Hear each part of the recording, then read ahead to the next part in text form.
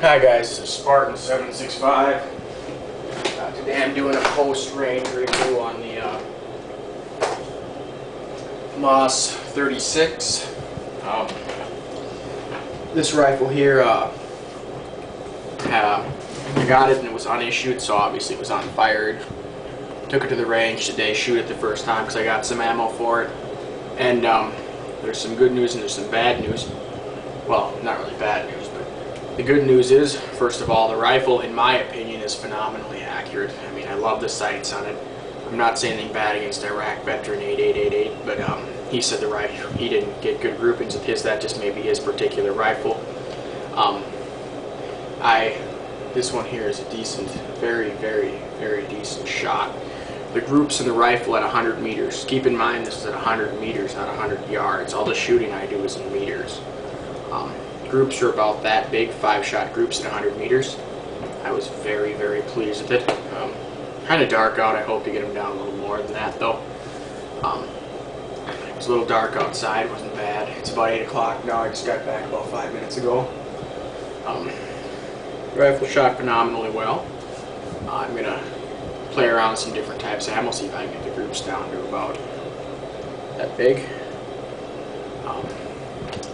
But one thing, a key thing is that these rifles is one thing Iraq veteran 888 may or may not have done. Not saying anything bad about him, he's a great guy.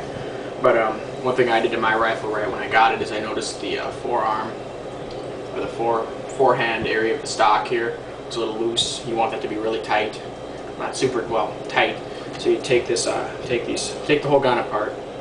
And there's 2 screws here. Take those screws out. Put some brass shims underneath there.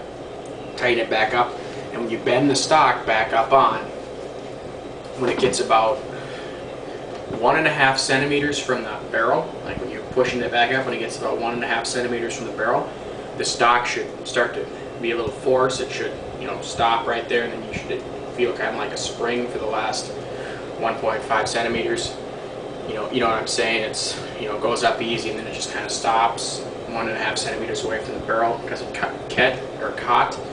And then you want to, just flex the wood the last 1.5 centimeters. It's not a lot of force, hardly any at all, but that seemed to do wonders for the accuracy on this compared to what I've heard from others. That's one trick in reaccurizing your rifle because they sit for so long and they're not very soaked in Cosmoline when you get them. So the wood dried out quite a bit. As far as the action goes on this rifle, it is one of the smoothest military actions I've ever shot. As far as World War II rifles go, I mean, just slide it forward, it just closes so easy, and after you shoot it doesn't jam up, it opens easy. Some Mausers, I have 2 Mausers, it occasionally, depends on the ammo you're using, they'll stick a little bit when you open them. It's pretty typical for most Mausers. I mean, depends on the ammo you use, but occasionally, a Mauser bolt will stick a little bit. Mausers are usually pretty good and they don't stick, but occasionally they will. This one here, I mean, it's just real smooth action. I just love shooting this rifle. I could shoot it all day long. The ammo I had was some old Prevy Partisan stuff from the 80s. I think it's non-corrosive, but it left a nice red ring of that primer shit on there I get to clean off. Yay. Another question I was asked about the MAS 36 I'm going to answer now. That's regarding the magazine. People are saying it's a 5-shot, it's a 6-shot, it's a 5-shot. The MAS 36 rifle technically is a 6-shot magazine. You can put 6 rounds in there, close it up, or load it ready to go. And the reason it's there's only 5 shots in the stripper clip is because you can put your 5 shots in, and what the French did, because their rifles do not have safeties on them, there's extra room there so you can push the rounds down and close the bolt like that. See, the Mauser has a little bit of room too, but the French just gave it a little bit more room so you could actually fit a 6th round in there if you wanted to. That's just the way the rifle is. Oh, another thing about this, going back to the good news versus bad news. The good news is the windage is perfect, right centered perfectly. The bad news is this rifle, when the battle sighting set at 200 meters is the lowest setting, the damn thing shoots about 40, or I want to say 35 centimeters low. About, no, more like 30 centimeters low. That's, you know, good. You know, about that much. It shoots about that much low. You know, it shoots about a good 35 centimeters low. Now, that's not a bad issue, because adjusting the windage on this particular rifle is not easy. You're supposed to replace these rear sight leaves here, these rear sight peeps, with different ones where the holes drill differently. Or otherwise you can drift the front sight, which is not recommended. But and it's very hard, you have to take the gun apart to do that.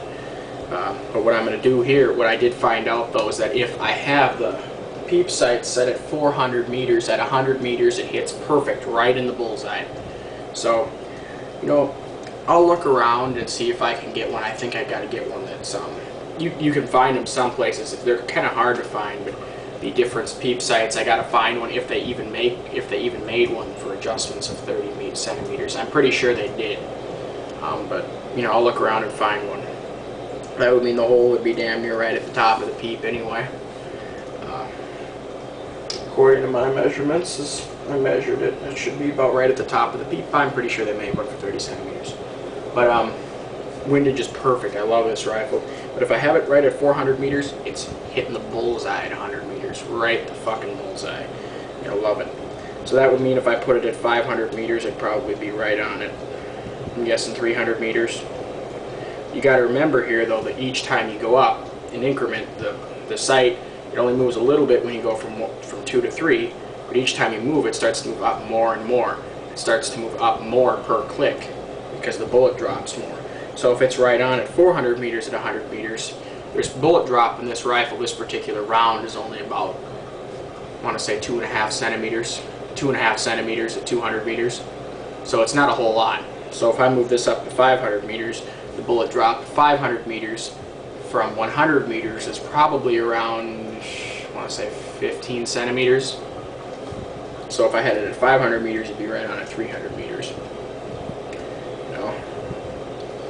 But it's a good rifle. I love it. I'm so glad I picked it up. It is one of my, I haven't shot my Enfield yet, but this so far is my favorite rifle to shoot. Bolt works easy. It's nice and comfortable to hold. Decently accurate rifle. I'd have to say, out of all my rifles, my Swiss K31 is still my most accurate, but this is a pretty damn accurate rifle. Yeah, I love the sights on it again. It has a 2-stage trigger. See, it's on the first stage. You know, it's probably, I'm going to guess, about a 2.5 kilogram trigger pull. And the second stage, where it is a hair trigger in this rifle, but that second stage pull is about a 5 kilogram trigger pull. You know, it's a pretty steep trigger pull, and again, that was done because these rifles don't have safeties on them. You know, the reason they don't is because the French military, they were only allowed to really load the rifle when they were ordered to load the rifle. So that's why there's no safety on this one. But these are very good rifles, and I happen to get one in excellent shape. These are kind of as far as these rifles go, they're either in mint excellent condition or they're beat to shit. There's really no in between. I mean, I got one that was in really good condition. These are slightly more rare than the ones that are beat to shit, but they're not super uncommon to find them. If you find a MAS 36, I'd say about 30% of them are these nice ones like this, and 60% of them, or no, probably about 65% of them are beat to shit. The other 5% of them are actually decent rifles, or actually like in between. There's not too much of an in between. They're either unissued or they were used heavily. But you guys got any comments or questions on this video, feel free to send me a message. Spartan765 out.